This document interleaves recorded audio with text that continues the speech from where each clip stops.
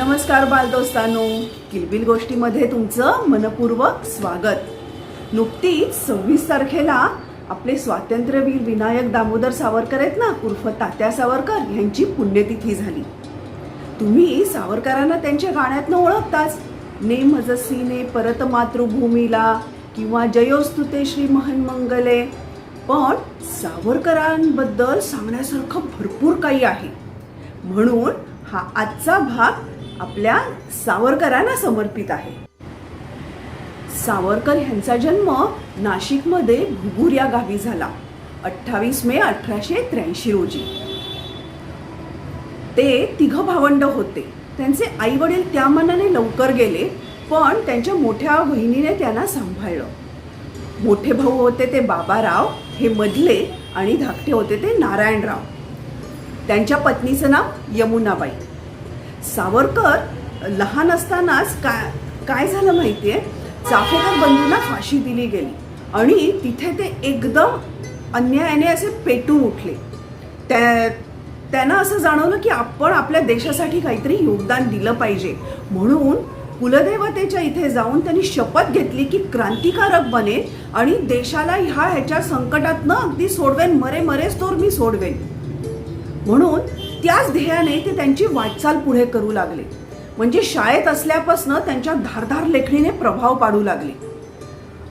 आणि तुम्हाला माहितीये का मुलांनो, फक्त सावरकर एकटे नाही, त्यांचं अख्खं कुटुंब ह्याच्यात होतं. देशसेवेसाठी संपूर्ण कुटुंबाने वाहून घेतलेलं. जसं सावरकरांना काळ्या पाण्याची शिक्षा झाली ना, तर त्याच वेळा त्यांच्या मोठ्या बंधूंना पण झाली होती. शिवाय त्यांच्या पत्नी, वहिनी ह्या सगळ्या प्रत्यक्ष अप्रत्यक्षरित्या ना त्यांच्या कामात सहभागी होत्या. कित्येक वेळा असं झालंय की त्यांना खूप हाल सोसावे लागलेले आहेत. म्हणजे एकदा तर अशी परिस्थिती आलेली होती की घरात कोणी कर्ता पुरुष नव्हते, जेलमध्ये होते, आणि त्यावेळेला या दोघा बायकांना घराबाहेर काढलेलं होतं. आणि कित्येक महिने त्या कुठे कुठे जाऊन वेगवेगळ्या ठिकाणी गोठ्यात वगैरे अशा राहिलेल्या आहेत. तरी पण कोणीही डगमगलं नाही. अगदी अखेरपर्यंत ते देशाची सेवा करत राहिले. सावरकरांनी काही अजून मोठी कार्य केलेली आहेत. क्रांतिकारक तर त्यांनी घडवलेच, लेखनाने क्रांती केलीच, पण त्यांनी हिंदू संस्कृतीही आपल्या पुढे आणली. हिंदू संस्कृतीचे नीट विचार सगळ्यांच्यात रुजवले. आणखी हे कार्य त्यांचं अटकेत असताना देखील चालू होतं. शिवाय अंधश्रद्धा निर्मूलन, सर्वधर्म समभाव याच्यासाठी सुद्धा त्यांनी अटकेत आणि स्थानबद्ध असताना खूप काही केलेलं आहे. सावरकर हे स्वतः अत्यंत कुशाग्र बुद्धीचे होते. भाषेवर तर त्यांचं चांगलं प्रभुत्व, इंग्रजी आणि मराठी असा हातखंडा होता. शिवाय हुशार होते ते. त्यांचं शालेय शिक्षण नाशिकमध्ये झालं, पण फर्ग्युसन कॉलेजमधनं त्यांनी लॉची पदवी घेतली आणि पुढे मग ते लंडनला बॅरिस्टर बनण्यासाठी गेले. नमस्कार बालदोस्तांनो, आज आपण स्वातंत्र्यवीर सावरकर यांच्या काही आठवणी, त्यांचे काही किस्से ऐकणार आहोत. मगाशी मधुरा मावशीने सांगितलं त्याप्रमाणे सावरकर लंडनला बॅरिस्टर होण्यासाठी म्हणून गेले. पण तिथे जाऊन ते तिकडच्या सगळ्या सुख समाधानात मग्न झाले नाही किंवा नुसतंच बॅरिस्टर शिकण्यासाठी गेले होते असंही नाही. त्यांचं मुख्य कार्य होतं देशकार्य.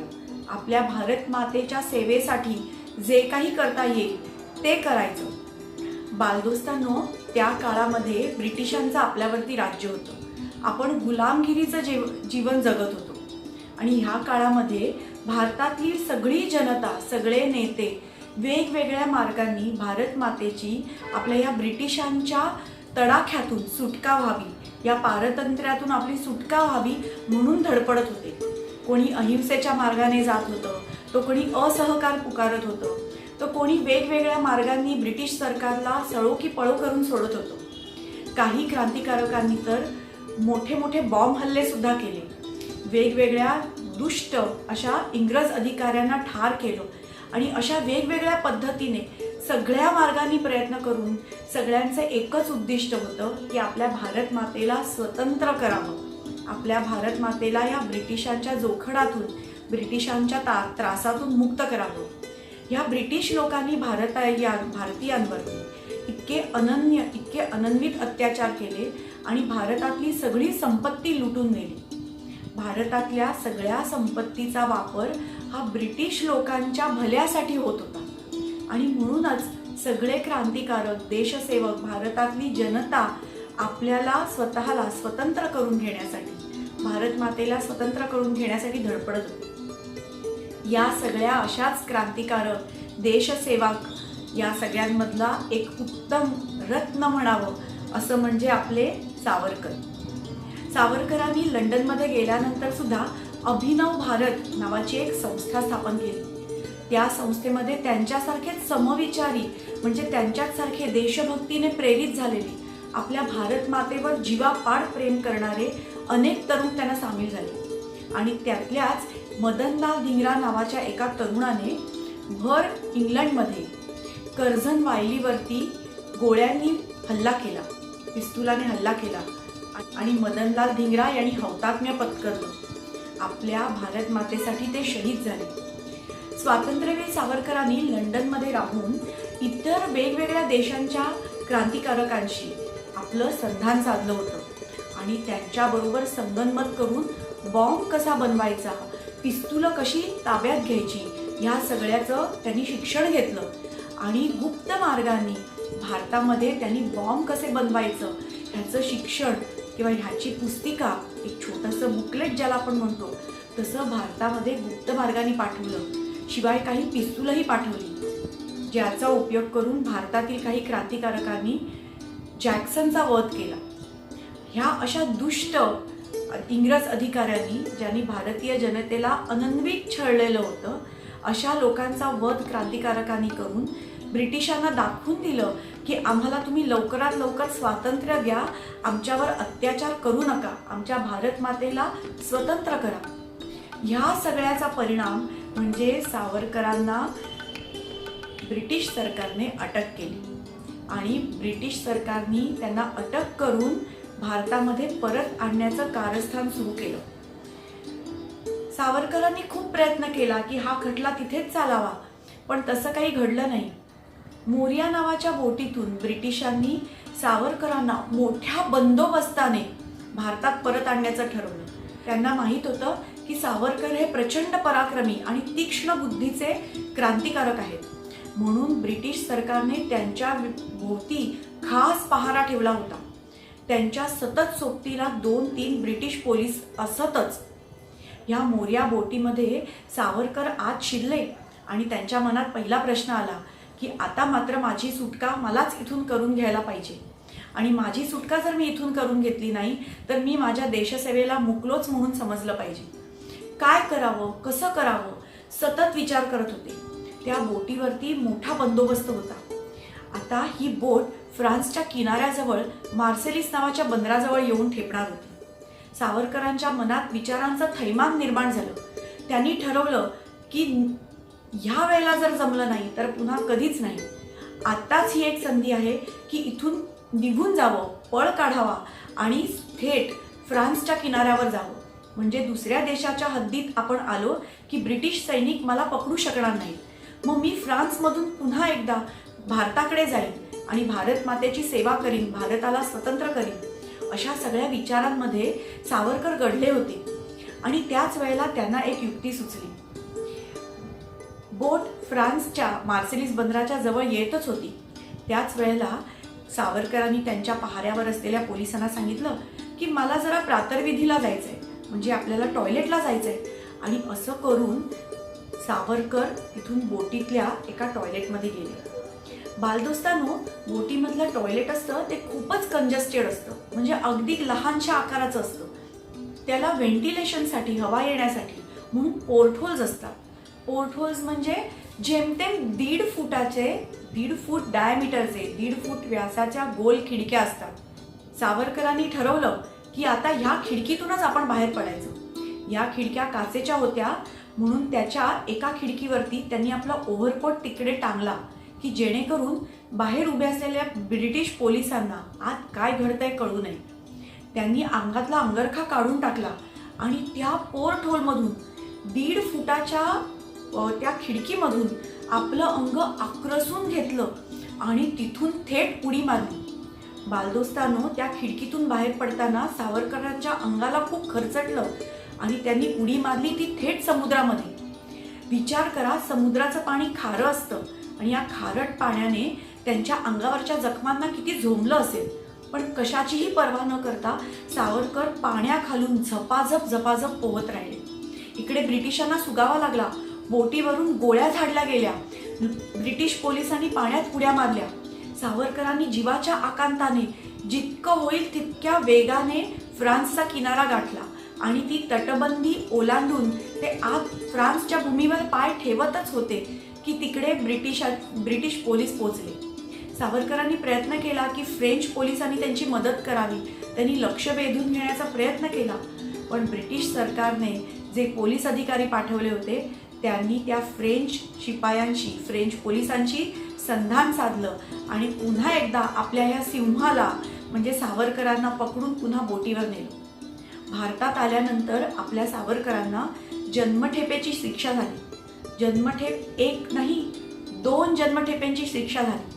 संपूर्ण जगाच्या इतिहासात 2 जन्मठेप मिळणार आहे ही एक पहिलीच अशी केस होती. बालदोस्तांनो, विचार करा, जन्मठेप म्हणजे आजन्म कारावास आणि 2 जन्मठेप म्हणजे मृत्यूनंतरच त्या कारावासातून सुटका. आणि ह्या कारावास, ही जन्मठेप कुठे भोगायची होती माहितीये?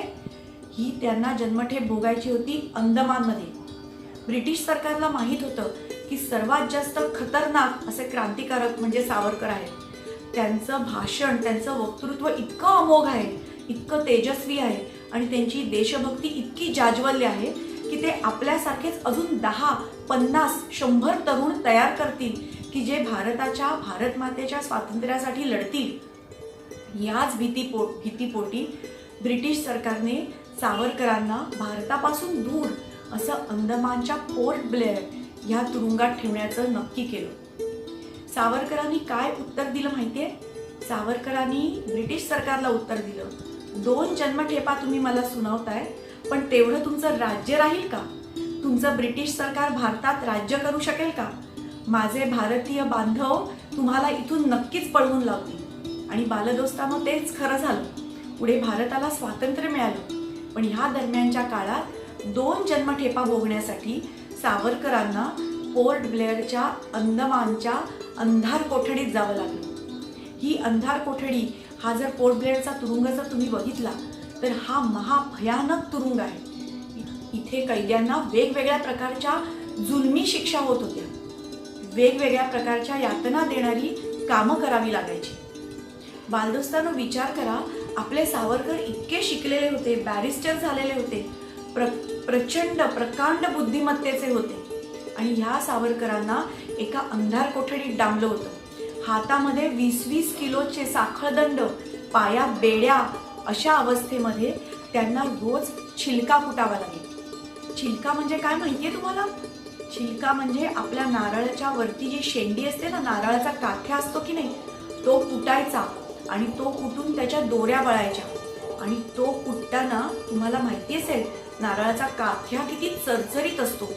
हाताला जखमा व्हायच्या, रक्त यायचं, पण तरी देखील तिकडच्या जेलरला कुठच्याच कैद्याची अजिबात दयामाया यायची नाही. त्याला कणव वाटायची नाही. हातातून रक्त गळत असायचं तरीही आपले सावरकर तो काथ्या कुटत असायचे. आणि ठरलेल्या वजनाचा काथ्या जर पूर्ण झाला नाही तर मोठ्या मोठ्या शिक्षा व्हायच्या. अन्न पाणी सुद्धा पुरेशा प्रमाणात मिळायचं नाही. सगळ्यात मोठी गोष्ट, सगळ्यात मोठी शिक्षा सावरकरांनी जी तिथे भोगली ती म्हणजे कोलूची. बालदोस्तांनो, कोलू म्हणजे काय माहितीये का तुम्हाला? नारळाचं खोबरं असतं, सुक्क खोबरं असतं. त्या सुक्या खोबऱ्याच्या वाट्या त्या कोलूमध्ये घालतात आणि तो खरं म्हणजे एक बैल तो घाणा ओढतो. त्या घाण्यामध्ये बैल वापरला जातो आणि हा बैल त्या खोबऱ्याच्या वाट्या पिसून म्हणजे त्याचं पूर्ण वाटून त्याच्यातून तेल निघतं आणि हे तेल खोबरेल तेल आपण वापरतो. जिथे बैल काम करतो अशा ठिकाणी माणसाला जोडलं गेलं. त्या कोलूला, त्या घाण्याला, माणसाला म्हणजे आपल्या सावरकरांना जोडलं गेलं. सावरकरांनी त्यांच्या तारुण्यामध्ये भयंकर मेहनत घेतली होती. सूर्यनमस्कार, योगासनं, मलखांब असे वेगवेगळे व्यायामाचे प्रकार त्यांनी केले होते. त्यांचं शरीर अतिशय सुदृढ होतं. आणि त्याहीपेक्षा महत्त्वाचं काय होतं माहिती आहे बालदोस्तांनो? आपल्या देशाबद्दलचं प्रेम. आणि हे प्रेम इतकं जाज्वल्य होतं की त्यापुढे कोलूच्या वेदना सुद्धा त्यांना जाणवल्या नाही. कोलूमधून काम करून बाहेर आलं की एखाद्या माणसाला तोंडातून रक्त बाहेर पडायचं, अशा प्रकारचं कष्टाचं ते काम होतं. पण सावरकरांनी ते सुद्धा काम निभावलं आणि ह्यामुळेच त्यांचं देशप्रेम अधिक लखलखीत झालं. त्यांच्या मनात एकच भावना होती की आपल्या देशासाठी आपल्याला काय करता येईल. ही शिक्षा भोगत असताना सुद्धा बालदोस्तांनो त्यांनी तिकडच्या कैद्यांना, काही भारतीय कैदी तिथे होते, ह्या कैद्यांना लिहायला वाचायला शिकवलं. हे कैदी कोण होते माहिती आहे तुम्हाला? 8-8, 10-10 खून केलेले, दरोडेखोर, चोरटे, असे मोठमोठे क्रूर असे दरोडेखोर असे कैदी होते. ह्या कैद्यांना सुद्धा सावरकरांनी लिहायला वाचायला शिकवलं. का? तर हे माझ्या भारत मातेचे सुपुत्र आहेत, भारत मातेचे पुत्र आहेत. उद्या त्यांची शिक्षा संपून पुन्हा भारतात जातील तेव्हा ते साक्षर असले पाहिजेत, सुशिक्षित असले पाहिजेत. आपल्या या सगळ्या कैद्यांना सावरकर वेगवेगळ्या देशप्रेमाच्या कथा सांगायचे. सावरकर काय म्हणायचे माहितीये? सावरकर म्हणायचे, कुठचाही गुण हा चांगला किंवा वाईट ह्या मनोवृत्तीवर ठरतो. हे दरोडेखोर जे आहेत त्यांच्यामध्ये सुद्धा धैर्य हा गुण खूप चांगला आहे, पण त्यांनी तो त्यांच्या स्वार्थासाठी, भांडणासाठी वापरला म्हणून ते दरोडेखोर झाले. जर त्यांनी हा त्यांचा धैर्य, शौर्य हा गुण आपल्या देशभक्तीसाठी वापरला तर ब्रिटिशांना जास्त काळ इथे राहता येणार नाही. हा एवढा सगळा विचार करून अंदमानामध्ये भयानक शिक्षा भोगत असताना सुद्धा सावरकरांनी या कैद्यांना साक्षर केलं, त्यांना लिहायला वाचायला शिकवलं. आणि तिकडचा जो जेलर होता तो सतत प्रयत्न करायचा की जाती, धर्म ह्यांच्यासारख्या वेगवेगळ्या प्रकारे, ह्यांच्यासारखे कारणं घेऊन या कैद्यांमध्ये फूट पाडावी आणि त्यांना डिवाइड अँड रूल ह्याच्यासारखं वापर करावा. ही ब्रिटिशांची फार जुनी खेळी होती. पण सावरकरांनी सगळ्या कैद्यांमध्ये ऐक्य निर्माण केलं आणि त्यांना सांगितलं, तुम्ही सगळ्यांनी आपली आयडेंटिटी भारतीय अशीच लिहा, वेगवेगळ्या जाती धर्मांमध्ये वाटले जाऊ नका, ह्या ब्रिटिशांच्या खेळीला बळी पडू नका. सावरकर या जन्मठेपेतून सुटले, पण त्याआधी त्यांना महाभयानक कोठडी भोगावी लागली, एकांतवास सहन करावा लागला. बालदोस्तांनो, तुम्ही बघितलं असेल की या कोरोनाच्या काळामध्ये आपण सगळेजण घरामध्ये कोंडून राहिलो होतो आणि आपल्याला प्रचंड कंटाळा आला होता. कुठे बाहेर पडता येत नव्हतं, कोणाशी बोलता येत नव्हतं. तरी सुद्धा बालदोस्तांनो आपल्याकडे इंटरनेट होतं, TV होता, मोबाईल होते, वेगवेगळी मनोरंजनाची साधनं होती, पिझ्झा, पास्ता, वेगवेगळी पक्वान्न, असं खाण्यापिण्याची रेलचेल होती. तरी देखील कित्येकांना डिप्रेशनचा त्रास झाला, कित्येकांना वेगवेगळ्या प्रकारचे मानसिक रोग झाले. बालदोस्तांनो, या अंधार कोठडीत एकांतवासात राहताना सावरकरांना सुद्धा कोणाशी बोलायची 8-8 दिवस, महिना परवानगी मिळायची नाही. ह्या काळात कितीतरी वेळेला त्यांच्या मनात असे विचार आले की मी किती निराशेत आहे, मी किती गर्तेमध्ये आहे, मी किती हे दुःख भोगतोय, मला माझ्या भारतभूमीला, माझ्या आईला भेटता सुद्धा येत नाहीये. त्यांचा जीव तळमळायचा. पण ह्याच्यावरती ते निराश झाले नाही, या सगळ्यामुळे ते निराश झाले नाही. त्यांनी काय केलं माहितीये? त्यांनी त्याच्यात सुद्धा पॉझिटिव्ह विचार केला.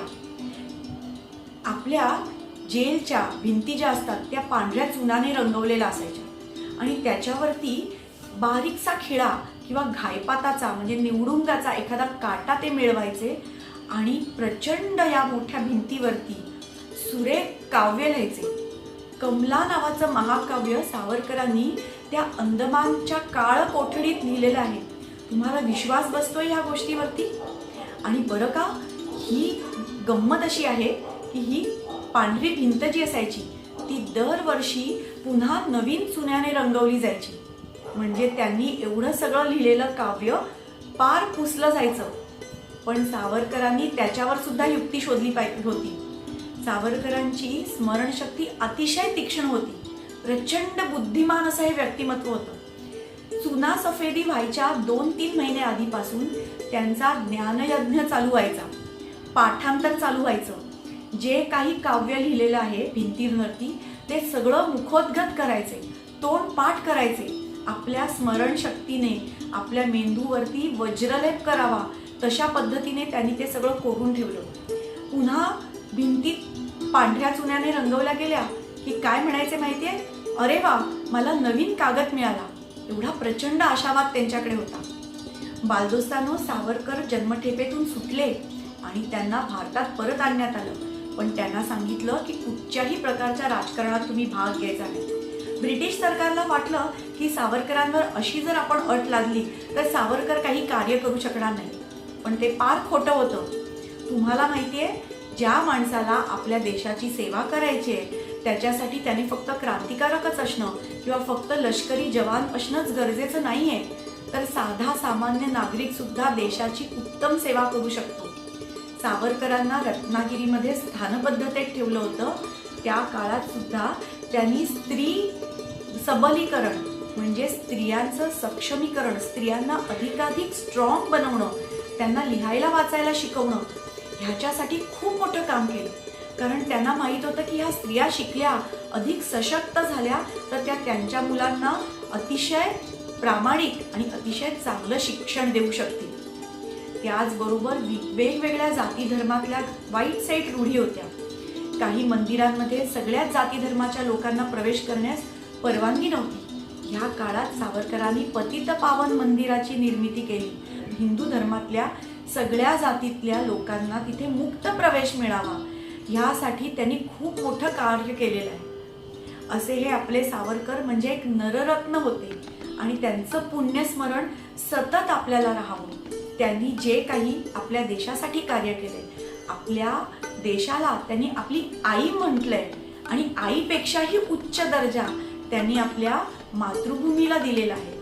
या सावरकरांचं पुण्यस्मरण आपण करावं आणि त्यांच्या ह्या चरित्रातून दुर्दम्य आशावाद आणि जाज्वल्य देशभक्ती ह्या दोन गोष्टींचं आपण पालन करावं.